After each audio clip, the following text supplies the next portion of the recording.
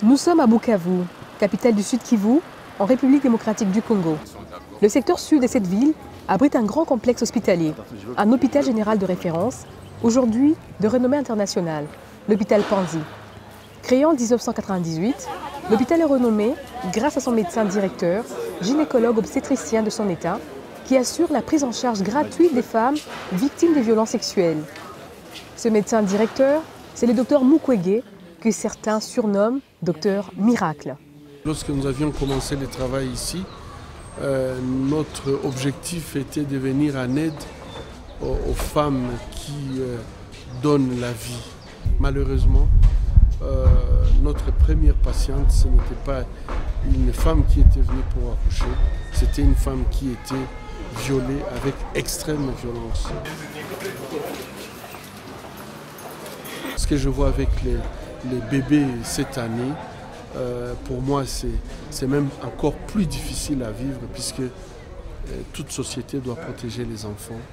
Et si les enfants doivent subir ce qu'elles subissent et qu'on ne peut pas mettre fin à des pratiques comme ça, de façon la plus radicale, ça fait très mal.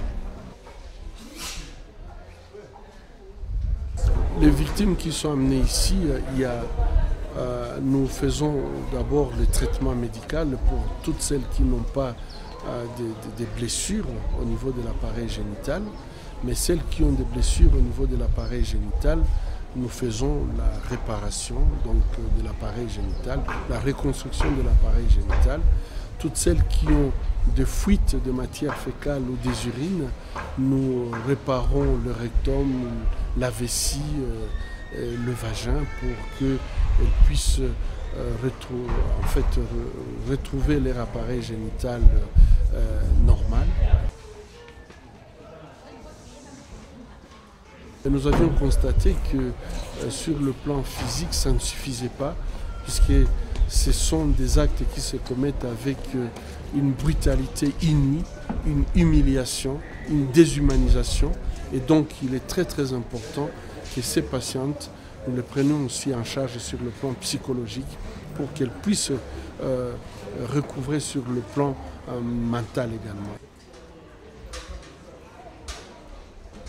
Lorsqu'une personne passe par ces traumatismes, il a besoin de la justice. Il a besoin de sentir que la réparation a été faite et que finalement, il a été victime. Donc nous les aidons également lorsqu'elles expriment l'envie d'aller en justice.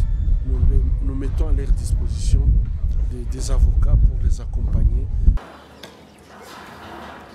Aujourd'hui, nous sommes soutenus par l'Union européenne pour tout ce qui est santé, aussi physique que mentale, mais les autres volets, nous avons de financement par coup, par différentes organisations, mais ce n'est pas suffisant. La lutte du docteur Mukwege a été sanctionnée de plusieurs distinctions, notamment le prix de droits de l'homme 2008 des Nations Unies, le prix international Roi Baudouin pour le développement 2010-2011, le prix Right Livelihood, désigné comme le prix Nobel alternatif en septembre 2013, le prix Solidarité, décerné par l'hôpital Saint-Pierre et l'ONG Médecins du Monde en octobre 2014.